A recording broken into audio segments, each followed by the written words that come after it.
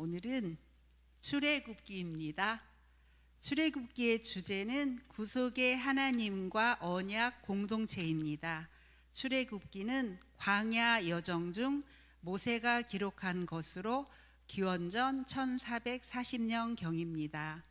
요셉에 의해 애굽 고센 땅에 살게 된 이스라엘에게 갈수록 애굽의 대이스라엘 정책은 학대의 강도를 높여나갔습니다. 바로의 악랄한 이스라엘 노예와 정책에도 불구하고 하나님의 구원의 계획은 순조롭게 진행되어 갔습니다. 애굽에서 종살이하던 이스라엘 백성이 하나님의 능력으로 구원받고 시내산에서 율법을 받아 하나님의 백성으로 정체성을 형성하는 이야기입니다. 오늘은 이스라엘 자손이 애굽 땅을 떠난 지 50일이 되던 날 이스라엘 백성이 시내 광야에 이르러 시내산 앞에 장막을 치게 되었습니다. 50일 하면 뭐 생각나죠? 오순절. 그래서 뭔가 이제 구약하고 신약하고 이렇게 연결된 게 있어요. 그래서 애굽 땅을 떠나서 50일 만에 시내산에 도착해서 시내산에서 이제 하나님의 말씀을 받습니다. 그래서 신천지들이 하는 수법이 이거예요. 신천지들은 그냥 교회로 바로 안 데려가고 밖에서 성경 공부를 하자고 그래. 그래서 우리는 이제 성경을 좀 깊이 알았으면 좋겠다 싶어서 그들을 따라가요. 공부를 하다 보면 구약하고 신약하고 그렇게 짝이 딱 맞아. 그리고 또 요한계시록까지 맞아. 그럼 우리 교회에서는 이렇게 깊이 있게 몰랐는데 진짜 너무 이제 막 가슴이 뜨거워지는 거죠. 그래서 어느 정도 이제 조금 거기에 익숙해지면 교회로 데려가는 게 신천지의 수법입니다. 근데 이제 오늘도 이스라엘 자손이 애굽 땅을 떠난 지 50일 만에 이제 그동안에 여러 가지 사건이 있었죠. 바로가 이제 애굽에서 이스라엘 사람들을 안 보내주려고 하는 바람에 10가지 재앙도 있었고 또 장자의 죽음도 있었고 홍해를 가르는 하나님께서 그런 역사도 이제 많이 이루어서 결국은 이제 이스라엘 사람들이 애굽을 탈출하여 이제 시내 광야에 이르렀습니다. 그곳에서 하나님께서 이제 모세를 부르시고 시내산에서 이스라엘 백성들과 언약을 세우는 과정을 오늘 한번 살펴보려 합니다. 첫 번째, 핏부림의 선행 과정. 요즘으로 이제 신약으로 하면 주께로 부름받는 과정이죠.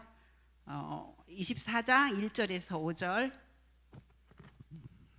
시작. 또 모세에게 이르시되 너는 아론과 나답과 아비후와 이스라엘 장로 70명과 함께 여호와께로 올라와 멀리서 경배하고 너 모세만 여호와께 가까이 나아오고 그들은 가까이 나아오지 말며 백성은 너와 함께 올라오지 말지니라. 모세가 와서 여호와의 모든 말씀과 그의 모든 율례를 백성에게 전하매 그들이 한 소리로 응답하여 이르되 여호와께서 말씀하신 모든 것을 우리가 준행하리이다.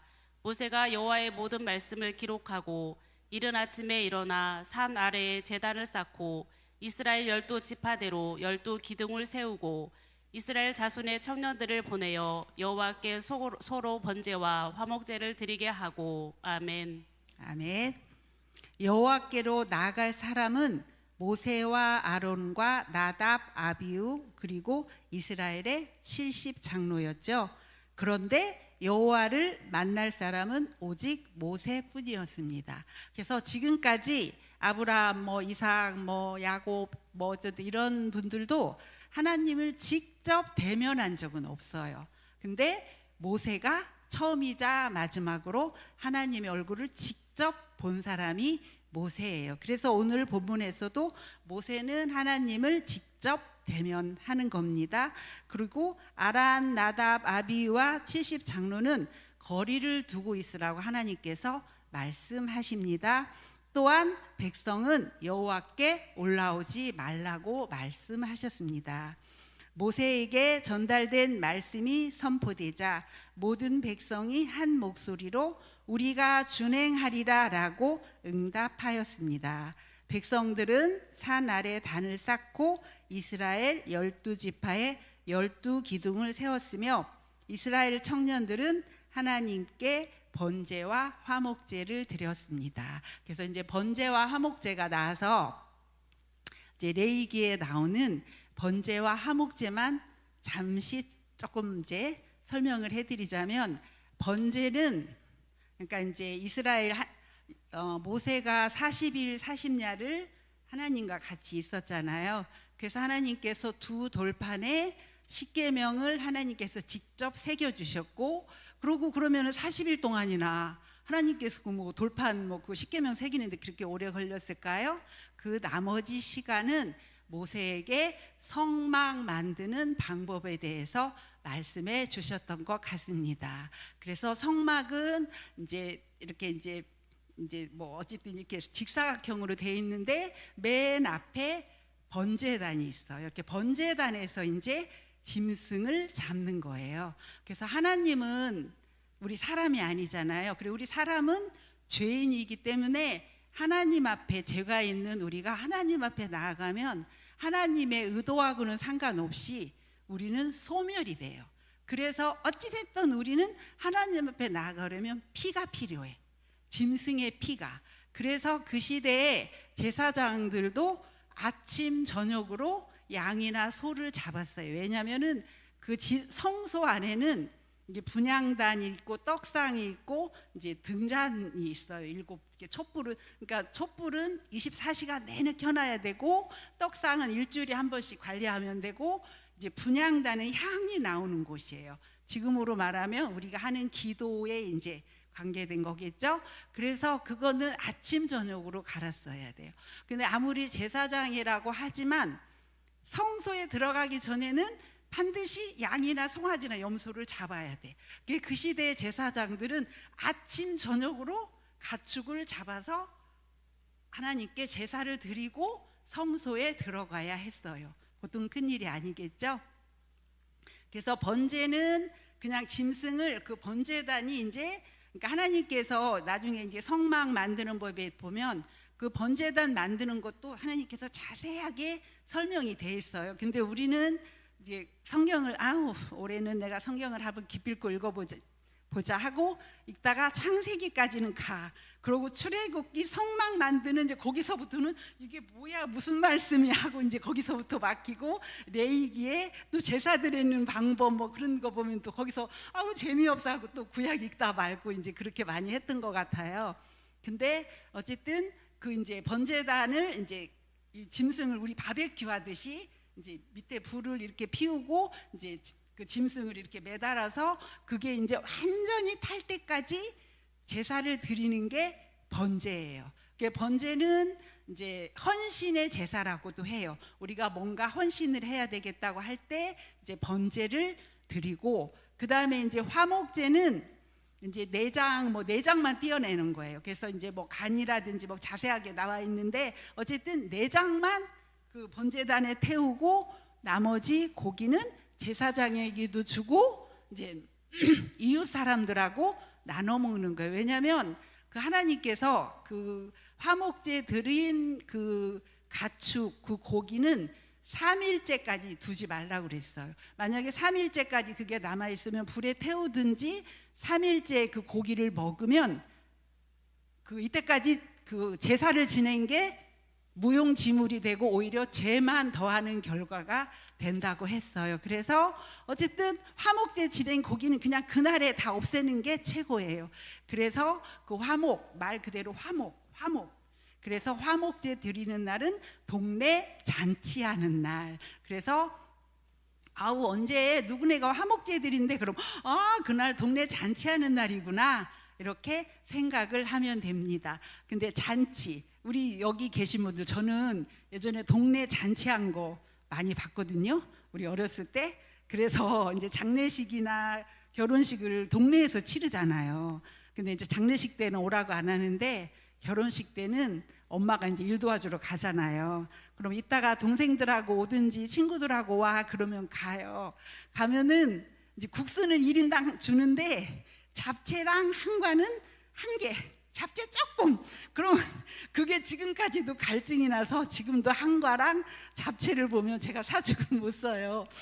그래서 이제 그때는 잔치를 그렇게 이제 집에서 다 했듯이 이날 이제 하나님께 처음으로 이제 애굽에서 나와서 하나님과 이스라엘 사람들이 번제와 화목제를 하나님께 드렸습니다.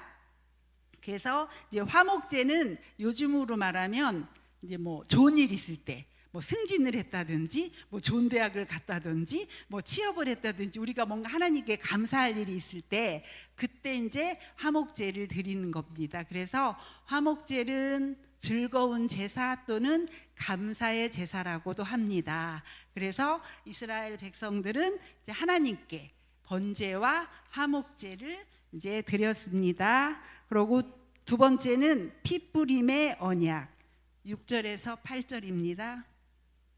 모세가 피를 가지고 반은 여러 양푼에 담고 반은 제단에 뿌리고 언약서를 가져다가 백성에게 낭독하여 듣게 하니 그들이 이르되 여호와의 모든 말씀을 우리가 준행하리이다. 모세가 그 피를 가지고 백성에게 뿌리며 이르되 이는 여호와께서 이 모든 말씀에 대하여 너희와 세우신 언약의 피니라. 아멘. 아멘. 모세가 화목제의 피를 취하여 제단에 뿌리고 양푼에 담은 피의 절반을 백성에게 뿌린 후 이는 여호와께서 이 모든 말씀에 대하여 너희와 세우신 언약의 피니라. 그러니까 피로써 이스라엘 백성과 하나님이 언약을 맺은 거예요. 우리 예전에 사극 같은 드라마에 보면 뭐 혈서를 쓰기도 하잖아요. 그거는 아무 때나 쓰는 게 아니죠. 피로써 쓰는 거니까 굉장히 중요한 뭐 계약을 한다든지 뭐 그럴 때 하듯이 이스라엘 백성과 하나님은 피로써 언약을 한 겁니다. 피로써 피, 언약의 피. 그래서 모세와 아론과 나답과 아비후와 이스라엘 장로 70인이 올라가서 하나님을 보고 먹고 마셨습니다. 이로써 이스라엘 백성과 하나님과 언약을 세웠습니다. 그 전에는 모세만 올라갔잖아요. 모세만 하나님을 볼 수 있었는데 피 뿌림을 받은 후 이제 이스라엘 장로들하고 이제 아론, 나답, 아비후가 하나님을 보러 올라간 거예요. 그래서 어쨌든 우리는 하나님 앞에 나가려면 반드시 피가 있어야 돼. 피. 그런데 지금의 우리는 누구 때문에? 예수님 때문에. 이 피는 하나님과 우리 사이에 맡긴담을 하시고 십자가로 말미암아 화목을 이루신 그리스도의 피지요. 지금의 우리는 예수님. 이 피는 대속의 피며 구원의 피요 하나님과의 만남을 맺어주는 화목의 피입니다. 피 없이 제사함이 없고 그리스도의 피 없이 어찌 하나님께로 나아가랴. 구속의 피로 우리는 자유함을 얻었습니다. 저는 이제 신학을 공부했잖아요. 근데 신학교에서는 사실 구약보다는 거의 신약 위주로 많이 공부를 해요. 그래서 이제 신약은 조금 알겠어요. 근데 이제 제가 출애굽기를 선택한 건 요즘에 우리 청년들이 계속 출애굽기를 공부를 했거든요. 그래서 청년들을 그렇게 공부를 하다 보니까 제가 더 많이 은혜를 받았어요. 그러니까 저는 이제 결혼하면서 교회를 다니게 된 거거든요. 이제 남편이 이제 그리스도의 기독교 집안이어서 그때만 해도 우리들은 조금 되게 순종적이었잖아요. 요즘 사람들과 같지 않고. 그래서 어쨌든 죽어도 나는 교회를 다녀야 되는 거야. 도대체 믿음이 어떻게 하면 잘할까? 뭐가 뭔지도 모르겠고, 목사님 설교를 들으면 하나도 뭔지도 모르겠고, 아기를 얻고 아무리 구역 예배를 다니고 쫓아다녀도 뭐가 뭔지를 모르겠고. 그런데 이제 어느 날 목사님께서 권찰을 해야 된다면서 성경 공부를 좀 시켜주더라고. 몇 명 이렇게 모아서요. 그래서 그거 공부를 하고 나니까 이제 목사님 설교를 조금 알겠더라고. 이제 들리더라고요. 그래도 성경을 읽어도 재미도 없고, 그래서 저는 사실 성경이 있는 시간에 나는 봉사나 하자. 그래서 사실은 교회 봉사는 많이 했어요. 그래서 그거라도 안 하면 마음이 자꾸만 찔리고 성경은 읽기는 싫고, 그래서 이제 뭐 주일학교로서부터 뭐 주일학교 부장, 여전도회 회장, 뭐 구역 강사 두루두루 그런 봉사는 많이 했는데, 여름 성경학교를 할 때는 이제 맨날 자주 만나야 되잖아요. 그러면 하나님이 내 안에 있어. 근데 이제 성경학교가 끝나고 이제 뭔가 교인들 만나는 일이 조금 이제 적어지면 하나님이 저기 밖에 나가 있는 느낌이었어요. 그래서 도대체 어쩌면 나는 다른 사람들은 어떻게 하는지, 나는 왜 그렇게 믿음이 안 자라는지, 그런 항상 의구심을 가지고 있는 차에 어떻게 하다가 이제 신학교를 가게 됐습니다. 그래서 이제 신학교에 가서 그래도 좀 체계적으로 배우니까 이제 뭔가는 이제 알겠더라고요. 그래도 이제 신약만 배우니까 예수님이 뭐 나를 위해서 죄를 사했다고? 내가 태어나 보니까 예수님이 돌아가셨다네? 뭐 이런 정도밖에 이제 그러는 거예요. 그래서 이제 뭔가 우리가 왜 다른 나라로 입양 간 그런 사람들 보면 꼭 커서 왜 자기 부모님 찾아오잖아요. 그게 이제 자기 뿌리를 찾기 위해서잖아요. 뭐가 공중에 내가 어디서 태어났나, 내 부모님은 어떤 분인가, 그러기 위해서. 그래서 저도 항상 신약 쪽에는 조금 아는 것 같은데 구약은 잘 모르니까 조금 뭔가 반밖에 안 찬 느낌이었는데, 이제 이 출애굽기를 우리 청년들하고 공부하면서 제가 이제 뿌리를 알게 됐어요.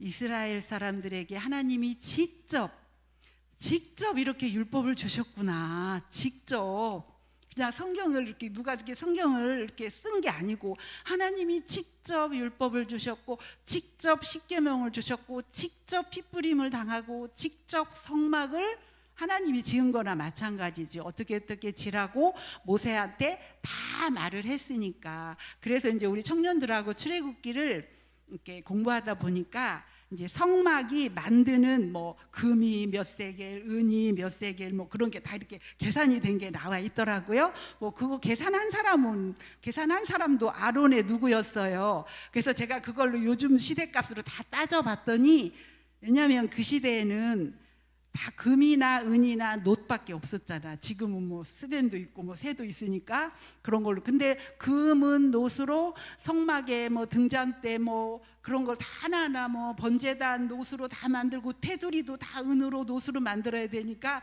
거기 성경에 나와 있어요. 우리 24장 뭐 어쨌든 30 몇 장 가면 뭐가 몇 세겔, 뭐가 몇 세겔, 그걸 제가 다 이렇게 계산을 해봤거든요. 그랬더니 성막 하나 만드는데 12조 들더라고요. 근데 어떤 목사님께서는 120조라고 또 얘기하시는 목사님도 계세요. 왜냐하면 이제 다 금이나 은이나 놋으로 만들었어야 되니까. 그래서 그 성막이, 이 교회가 어느 날 갑자기 그냥 하늘에서 갑자기 그냥 우리 사람 마음대로 지은 게 아니고, 이 성막을, 십계명을, 율법을 하나님께서 직접 모세에게 40일 동안이나 말씀해서, 모세가 이제 부살렐이라는 그 사람에게, 이제 그 사람이 손재주가 있는 사람인가 봐요. 그 사람을 선택을 해서 그 사람이 지었는데, 나중에 이제 30 몇 장에 보면 모세가 하나님이 명하신 대로 다 되었더라, 이런 말씀이 있어요. 그러니까 하나님이 명하신 대로 성막을 그대로 다 안전하게 만들었어요. 그래서 그 성막이 지금은 뭐예요? 교회인 거지. 그러니까 그때는 건물을 질 수가 없잖아. 가나안 땅까지 들어가야 되니까. 그래서 성막이야, 또는 회막이라고도 하고, 사람들이 살고 있는 그 집은 장막이라고 하고, 그래서 그 성막이 나중에 이제 가나안 땅에 들어가서는 성전이 된 거잖아요. 그러고 이제 예수님이 부활하신 이후에는 교회가 된 거고, 그래서 제가 이제 교회의 뿌리가 이거였구나 알고 요즘에 너무 기뻤어요. 뭐 큰 비밀을 안 것처럼. 그래서 하나님께서는 이렇게 뿌리가 있어. 어느 날 갑자기 예수님이 갑자기 오신, 저는 그냥 구약을 몰랐을 때는 그래, 우리 사람이 죄를 많이 지니까 예수님이 오셨대, 뭐 이런 정도. 그런데 제가 이제 출애굽기를 공부하면서 보니까 예수님이 올 만한 이유가 있었고, 하나님이 뜻하신 건 이거였는데 이스라엘 사람들이 그거대로 못했으니까 결국은 예수님이 오셨고, 그 예수님이 오신 덕분에 우리는 그래도 너무, 그러니까 예전에 결혼식 생각해 보면은, 예전에 결혼식은 저 때는 또 우리는 딸만 6이거든요. 그래서 항상 아버지가 목화농사는 지었어. 왜냐하면 그때만 하더라도 사는 이불도 있었는데 꼭 겨울에 덮은 뜨뜻한 솜이불은 직접 엄마가 지어줘야 되는 게 그게 예의였던가 봐. 그래서 그 이불 한 채는 꼭, 그리고 시어머니 이불하고 2채는 꼭 이렇게 목화솜으로 농사져 갖고 지어줬거든요. 그렇게 하고 어쨌든 장례식, 결혼식이 요즘에 같이 깐탄하지가 않았잖아요. 어쨌든 집에서 다 음식 해야 되고 그렇게 했던 시절이 구약의 성막에서 제사를 지내는 시대예요. 근데 지금은 지지난주 언제도 우리 김문희 권사님 장로님 예식장 갔지만 얼마나 간편해, 그렇죠? 뷔페에서 음식 먹고 혼주님들도 편안하게 그냥 하고, 물론 이제 그래도 복잡하겠지만 돈 있으면 다 되는 거잖아요. 그 옛날에는 돈도 필요하지만 직접 해야 되는 게 많았잖아요. 그렇지만 결혼의 본질은 예나 지금이나 방법만 지금이 많이 간소화돼서 그렇고 쉽게 할 수 있어서 그렇지, 결혼의 본질은 똑같아요. 그것과 마찬가지로 하나님께 제사하고 예배해야 되는 그 본질은 이 구약시대의 성막에서 짐승을 잡아서 제사장들이 아침 저녁으로 짐승을 잡아야 되고, 그리고 만약에 내가 제사를 드려야 되잖아요. 그럼 그 짐승을 제사장이 잡는 게 아니야. 그거는 내가 잡아야 돼요. 내가. 우리 닭도 못 잡잖아요. 근데 내가 송아지를 잡아서 번제를 올려야 돼요. 그렇게 어렵고 그렇게 했던 그 복잡한 그게 이제 요즘에 우리가 이렇게 교회에 와서 예배를 간단하게 드리지만 그 하나님께 예배 드리는, 제사 드리는 그 본질은 변하지 않았다는 겁니다. 근데 우리는 그냥 쉬우니까 떨레떨레 와서 어떤 때 그냥 졸다가 갈 때도 있고 그럴 때 많죠. 그런데 정말 옛날의 구약을 생각하면 우리가 지금 졸 게 아니에요. 그렇죠? 그래서 어쨌든 우리는 예수님 때문에 이렇게 하나님과 이제 관계를 맺을 수 있었던 거죠. 그다음에 이제 여호와께 부름받은 사람들, 9절에서 11절. 모세와 아론과 나답과 아비후와 이스라엘 장로 70인이 올라가서 이스라엘의 하나님을 보니 그의 발 아래에는 청옥을 편듯하고 하늘같이 청명하더라.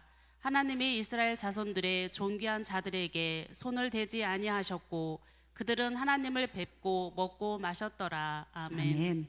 그러니까 백성들 어쨌든 피를 뿌린 후에 그 이스라엘 장로 70명하고 아론, 나답, 아비후도 모세만 올라가고 피 뿌리기 이전에는 하나님 앞에 못 갔죠. 그런데 피를 뿌린 후에 하나님을 만났어요. 그래서 이 사람들은 여호와께 부름받은 사람들. 누구나 주를 만나는 것은 아니죠. 반드시 하나님께 부름받은 선별자이어야 합니다. 아브라함, 이삭, 야곱, 요셉과 같은 자이죠. 또한 모세를 통하여 거룩한 성단에서 흘린 피로써 뿌림을 입은 사람이 하나님을 만나죠. 그런데 우리도 하나님이 만나잖아요. 하나님이 믿어지잖아요. 근데 밖에 교회 안 다니는 사람들은 어떤 경우는요, 저 친구는요 교회에 대해서 더 잘 알아요. 너네 교회 권사님이 어쩌고저쩌고, 너네 장로님이 더 잘 아는데 그 사람들은 예수님이 안 믿어져요. 그 사람들은 천국과 지옥이 안 믿어지니까 교회 안 오는 거잖아요. 근데 우리는 하나님이 믿어지고 예수님이 믿어지고 천국과 지옥이 믿어지니까 그 믿어지는 게 곧 선택받은 겁니다. 그렇죠? 그래서 우리는 하나님께 선택받은, 부름받은 선별자입니다. 그렇지만 안 믿는 사람들이 그러면 우리만 교회 다녀, 쟤네들은 아유 바보같이 모르는데 그들 무시하고 우리만 행복하게, 우리만 선민의식을 가지고 살면 될까요? 아니죠. 그래도 그들도 또 언제 돌아올지 몰라요. 그러니까 우리는 항상 그들을 향하여서도 복음을 전하는 일을 게을리하면 안 되겠죠? 그 다음에 여호와와 더불어 먹고 마신 사람들, 하나님을 섬길 제사장 아론, 나답, 아비후까지 거리를 두셨던 하나님께서는 피 뿌림이 있은 후에 그들과 함께 만나시고 먹고 마셨습니다. 요한복음 6장 53절에서 57절입니다. 예수께서 이르시되 내가 진실로 진실로 너희에게 이르노니 인자의 살을 먹지 아니하고 인자의 피를 마시지 아니하면 너희 속에 생명이 없느니라. 내 살을 먹고 내 피를 마시는 자는 영생을 가졌고 마지막 날에 내가 그를 다시 살리리니 내 살은 참된 양식이요 내 피는 참된 음료로다. 내 살을 먹고 내 피를 마시는 자는 내 안에 거하고 나도 그의 안에 거하나니 살아계신 아버지께서 나를 보내심에 내가 아버지로 말미암아 사는 것 같이 나를 먹는 그 사람도 나로 말미암아 살리라. 아멘. 아멘. 이때 이스라엘 사람들은 피 뿌림이 있은 후에 이제 하나님을 만나시고 먹고 마셨습니다. 근데 이것이 지금은 성만찬인 거죠. 하나님을 만나서 먹고 마시는 거. 우리가 교회 예배 와서 먹고 마시는 게 성만찬의 예식이죠. 예수님의 살과 피를 마시고 예수님의 살을 먹고, 그게 성만찬이기도 하고요. 또한 예수님의 살은 하나님 말씀을 가리키기도 하죠. 그래서 하나님의 말씀을 먹고 마시는 이것이 이제 지금의 성만찬이에요. 그래서 우리는 이제 그때는 피뿌림이었지만 예수님이 오신 후에는 그것이 성만찬이죠.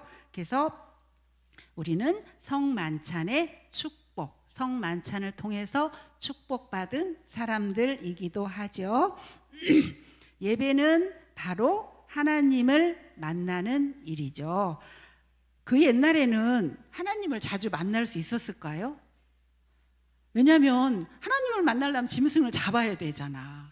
근데 뭐 양 한 마리 잡기가 그렇게 쉽지는 않았을 것 같아요. 그리고 이제 뭐 소제도 있고 뭐 그런데 뭐 비둘기도 드리기도 하고 그렇잖아요. 근데 화복제는 반드시 최소 염소 한 마리는 드려야 됐대요. 그래서 어쨌든 화목제를 드리려면 비둘기는 안 돼. 왜냐하면 이제 하나님 일부러 그렇게 하신 것 같아. 그래서 이제 이웃과 나눠 먹으라고, 화목하라고. 그래서 염소 한 마리를 한 달에 한 번씩 잡을 수 있을까요? 근데 우리는 얼마나 예수님 덕분에 그냥 만나고 싶으면 언제라도 만나고, 적어도 수요일도 오고 뭐 금요철야도 가고 주일도 오고, 그러지 않아도 또 우리 마음속에 성령님이 계시니까 우리는 늘 하나님과 동행하는 사람들이죠. 이 모든 것이 지금 현재는 구약에서는 짐승의 피 때문이라면 지금은 예수님의 피 덕분인 거죠. 그다음에 이스라엘 백성에게 주신 은혜 12절입니다. 여호와께서 모세에게 이르시되 너는 산에 올라 내게로 와서 거기 있으라. 내가 그들을 가르치도록 내가 율법과 계명을 친히 기록한 돌판을 내게 주리라. 아멘. 여호와께서 모세에게 이르시되 너는 산에 올라 내게로 와서 거기 있으라. 네가 그들을 가르치도록 내가 율법을 친히 주리라. 하나님과의 만남의 예배는 죄인들에게 주는 축복의 영원한 기념비입니다. 그러기에 두고두고 이스라엘 백성에게 가르칠 증거의 돌판이 필요했죠. 그 증거의 돌판에는 10계명이 적혀 있었습니다. 그래서 우리가 하나님 말씀을 많이 아는 것도 중요하지만 적어도 10계명, 10계명은 우리 마음판에 새기고 10계명까지 우리가 다 머릿속에 기억을 하고 있으면 좋습니다. 왜냐하면 10계명은 이게 우리가 삶을 살아가는데 예수님을 믿는데 이정표이기도 하고 거울이기도 합니다. 우리가 진산을 가려면 여기 보니까 부리면 가는 이정표가 있네. 진산은 이쪽으로 거리에 보면 이정표가 있잖아요. 그렇듯이 내가 뭔가를 결정하려고 할 때 이제 내 딱 하나님이 주신 말씀이 있어. 그러면 그걸로 내가 이제 이렇게 참고해서 하면 되지만 이거 어떻게 하지? 그러면 십계명을 이제 생각을 해보는 거예요. 그러면 이런 때 어떡하지? 내가 지금 회사에서 뭐를 하다 보니까 10만 원을 내가 삥땅 칠 기회가 있어. 그러면 욕심 딱 나서 하려다 보니까 맞다. 남의 돈을 탐내지 말라고 했는데 이제 그거를 딱 기억하면 아니지 하고, 그러고 이제 내가 오늘 내가 그가 이제 살인하지 말라는 건 사람을 죽이지 말라는 것도 해당하는데, 다른 사람에게 말로써 상처 주는 것도 살인이래요. 그리고 간음은 이제 뭐 내 남편이 바람 피우는 거, 다른 여자는 그것도 간음이지만, 다른 사람의 마음을 이용하는 거, 이용해서 나쁜 짓을 하는 거, 그것도 간음이에요. 그래서 이제 그걸 비춰보는 거야. 내가 오늘 맞다. 아무래도 내가 우리 친구를 만났는데 내가 걔한테 말을 너무 조금 잘못한 것 같아. 상처 주었네. 그게 살인인데. 그러면 이제 전화하는 거죠. 뭐 아까 미안해, 너 나 때문에 상처받았지 하고, 그러고 하나님 죄송합니다. 다음부터는 저 이러지 않도록 하나님 도와주세요. 거울인 거예요, 십계명이. 그래서 이제 십계명, 그 십계명을 하나님께서 그 돌판도 두 번째, 처음에는 하나님이 돌판까지 준비를 했어요. 그래서 직접 글자를 새겨 주셨는데, 금송아지를 만드는 바람에, 그러니까 모세가 40일을 산에 올라가 있으니까 백성들이 불안했던 거야. 하나님 다음으로 신 같은 모세가 안 보이니까 불안해서 금송아지를 만들어서 이제 하나님도 분노하고 모세도 분노하는 바람에 모세가 그 돌판을 가지고 내려오다가 깨뜨려 버렸죠. 그래서 그 다음에는 하나님이 모세 보고 돌을 깎아오라고 해서 다시 두 번째로 하나님께서 돌판에 새겨주신 게 이제 그 십계명이 어디에 들어있냐면 지성소, 성막의 지성소의 법궤 안에 십계명을 그 돌판을 넣어놨어요. 그 이제 지성소는 1년에 한 번 대제사장만 들어갈 수 있는 곳이죠. 그래서 이렇게 하나님께서는 이제 십계명 친히 증거판까지 주신 겁니다. 그래서 하나님과 이스라엘은 피로써 언약을 맺었고 증거판으로 도장을 꽝꽝 찍은 셈이에요. 우리가 아파트를 계약을 하려면 계약서만 쓰면 안 되죠. 도장까지 꽝꽝 찍어야지 그 계약이 체결된 거죠. 그래서 이렇게 이스라엘과 하나님은 이제 계약이 시내산에서 계약을 체결했다고 해서 시내산 계약 또는 시내산 언약이라고도 합니다. 그래서 우리 모두는 이제 하나님께 부름받은 사람들인 거죠. 그래서 이스라엘과 이제 하나님과 언약을 했는데, 그 언약의 내용이 무엇이냐? 첫 번째, 내 소유가 되리라. 19장 5절입니다. 세계가 다 내게 속하였나니 너희가 내 말을 잘 듣고 내 언약을 지키면 너희는 모든 민족 중에서 내 소유가 되겠고. 아멘. 네, 이 말씀은 너는 나의 귀중한 보배가 되리라는 뜻입니다. 사람이 보물을 가짐으로 부유해지는 것과 같이 하나님이 이스라엘을 보배 삼아 가지심으로 부유해진다는 것은 결코 아닙니다. 하나님이 뭐 보물이 필요하신 분이에요? 그거는 우리 사람의 생각이죠. 그런데 사람이 보물을 귀하게 여기듯 하나님께서도 이스라엘을 그렇게 귀하게 평가해 주시겠다는 뜻입니다. 우리가 보물 되게 좋아하잖아요. 그러니까 보물을 귀하게 여기듯이 하나님도 이스라엘 사람 우리를 그렇게 귀하게 여기시겠다는 뜻입니다. 그 다음에 두 번째, 제사장 나라가 되리라. 19장 6절입니다.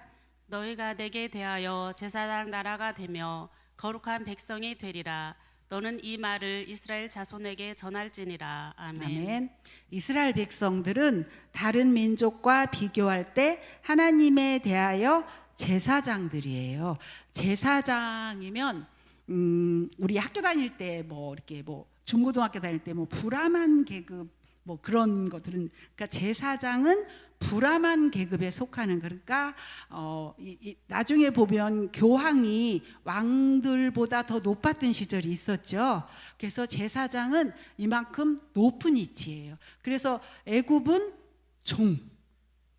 애굽에서 살 때는 이스라엘이 노예였어요. 우리나라도 사극에 보면, 우리는 직접 그런 걸 안 겪었지만 사극에 보면 노비가 있잖아요. 그리고 양반집에는 반드시 노비, 하인이 있어요. 제가 요즘에 은혜하는 도적님아 뭐 그거 이제 다 봤거든요. 근데 거기에도 보면 그 주인공 딸이 자기 아버지는 대감이고 엄마는 이제 노비 출신이에요. 그래서 그런 사람을 얼려라고 하더라고요. 얘는 얼려라고 불러서 자기 아버지한테 아버지야라고도 못 부르고 대감마님이라고 부르고, 밖에 사람들도 얘를 인정 안 해주고 그냥 천인같이, 그러니까 천인 완전 노비 취급은 아닌데 그냥 이 아버지는 얘를 굉장히 사랑해요. 왜냐면 자기 딸이니까. 그래도 밖에 사람들은 인정을 안 해주고, 그래서 뭐 험한 일을 해서 얘가 다 또 그 집안이 이제 망했어. 어쨌든 왕한테 잘못 보여서. 그래서 이 주인공이 이제 집안 살림을 다 돈을 벌고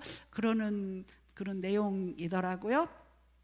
그래서 우리나라도 그런 게 있었잖아. 노비 제도가 있었고, 또 양반 계급은 이제 굉장히 이제 대접받고 큰 소리치고 살던 그런 시절, 그런 것처럼 이 제사장이라는 계급도 굉장히 높은 계급, 어떤 경우는 이제 왕보다 나중에 교황 때는 더 높은 그런 위치에 있었던 게 제사장이었어요. 그러니까 하나님께서는 진짜 우리나라 노비와 같은 이런 사람을 양반으로 만들어준 거나 똑같죠. 그래서 그들은 이제 하나님에게 직접 예배하고 직접 교제할 수 있을 만큼 가까운 사이.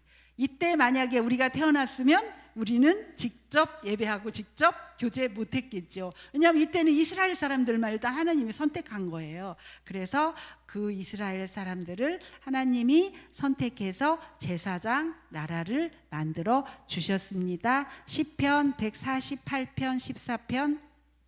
그가 그의 백성의 뿔을 높이셨으니 그는 모든 성도 곧 그를 가까이하는 백성 이스라엘 자손의 찬양 받을 이시로다. 할렐루야. 아멘. 아멘. 하나님이 그의 백성 이스라엘 사람들의 뿔을 높이셨대요. 그리고 하나님을 가까이 하는 백성이래요. 그 이스라엘 자손의 찬양을 받으실 분이 하나님이라는 거예요. 그래서 이스라엘이 먼저 자유한 백성이 되었다면 그것은 이스라엘 백성들이 하나님께 제사장으로서 제사를 드리기 위함인 것입니다. 그럼 하나님 제사 받으려고 그 이스라엘 사람들을 그렇게 애쓰게 끄집어내서 제사장으로 삼았나? 네, 제사라는 뜻이 히브리 그 뜻으로 가까워지다, 친밀해지다라는 뜻이에요. 히브리 말로 어쨌든 뭐 저도 히브리 말은 잘 몰라요. 히브리 말로 뭐뭐인데 그 뜻이 가까워지다, 친밀해지다라는 뜻입니다. 그래서 요즘에 우리 손주가 방학을 해서 아침에 오면 아침에 저희 집으로 와요. 그래서 점심 챙겨주고 오후에 이제 또 1시 몇 분에 학원 데려다주고 또 학원 태우러 가서 또 태권도 학원 태워다주고 하루 종일 요즘에 제가 하는 일이 그거예요. 근데 하나도 안 불행해요.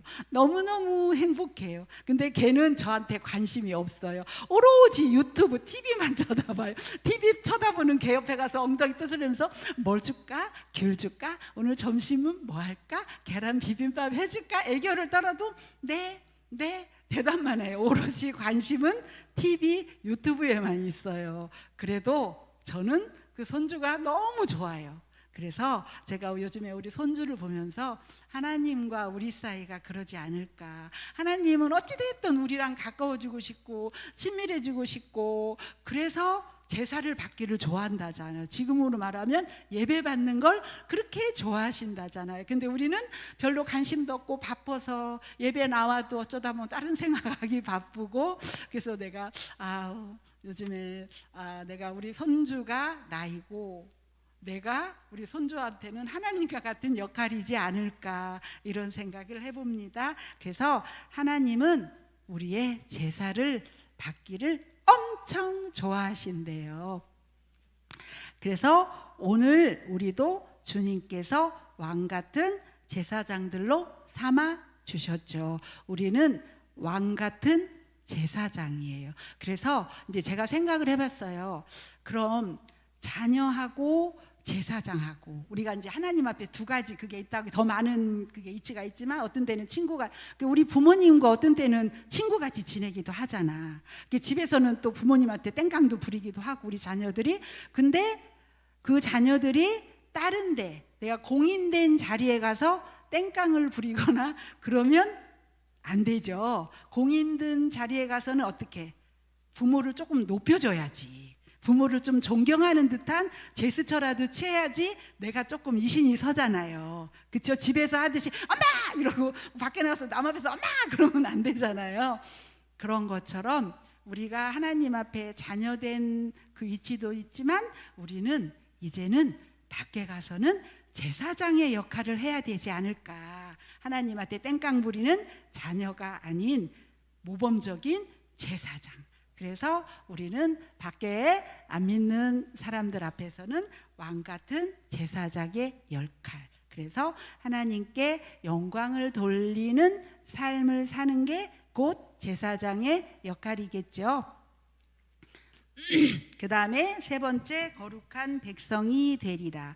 거룩하다는 말은 구별되다는 뜻입니다. 하나님께서 이스라엘 백성을 거룩하게 하신 것은 그들이 이방 민족과 구별된 백성이 되어 하나님만 섬기며 세계 인류를 구원하게 하기 위하심이었대요. 하나님께서 제사장, 우리를 제사장, 이스라엘 나라를 제사장 나라로 삼은 건 뭐 받기 위해서? 제사 받기 위해서. 제사 받기 위해서. 요즘으로 말하면 예배 받기 위해서 제사장 나라를 삼아준 거예요. 우리를 예배 받기 위해서 왕 같은 제사장으로. 그러니까 우리가 하나님 앞에 예배 드리러 올 때는 자녀의 마음보다는 제사장의 마음으로 나오는 게 더 좋을 것 같습니다. 그렇듯이 이제는 거룩한 백성, 구별된 사람이 되게 한 이유는 세계 인류를 구원하게 하기 위해서 그렇게 했대요. 그러니까 이때는 이스라엘을 통해서 세계 인류를 구원하려고 하나님의 계획은 이스라엘을 선택해서 거룩한 백성. 그러니까 하나님께서 첫 번째 내 소유가 되리라. 되리라는 앞으로 될 거다가 아니고 됐다는 뜻이에요. 내 소유가 됐어, 넌. 그 다음에 제사장이 되리라. 이것도 넌 제사장이 됐어, 이미. 그 다음에 이제 세 번째, 거룩한 백성이 되리라. 넌 이미 거룩해졌어. 우리는 이미 구별되고 거룩하게 되었어요. 우리는 거룩한 사람이 되었어요. 앞으로 될 게 아니고 지금 됐어요. 왜냐하면 하나님의 자녀고 제사장이기 때문에 이미 우리는 거룩한 사람이 된 거예요. 우리는 그럴 능력이 충분히 있어요. 우리가 행하지 않을 뿐이어서 그렇지. 그래서 우리를 그렇게 거룩하게 한 이유는 세계를 구원하게 하려고 그랬대요. 근데 이스라엘은 세계를 구원했어요? 못했죠. 그래서 결국은 예수님께서 오셨죠. 그래서 예수님께서 오셔서 누구만 좋게 됐냐? 나만 좋게 됐어요. 그렇죠? 우리만 좋게 됐어요. 왜냐하면 지금 예수님 안 오셨고 옛날 구약시대처럼 맨날 짐승 잡아서 그렇게 드리려 봐. 우리 얼마나 힘들겠어요. 옛날 못 살들 시절에 우리 왜 저 그거 기억나요? 어릴 때 그때는 집에 수도도 없던 시절 생각나거든요. 그러면 왜 그 또랑이라 그러잖아. 냇가 가서 겨울에 찬물로 빨래하던 그런 거 저 기억나거든요.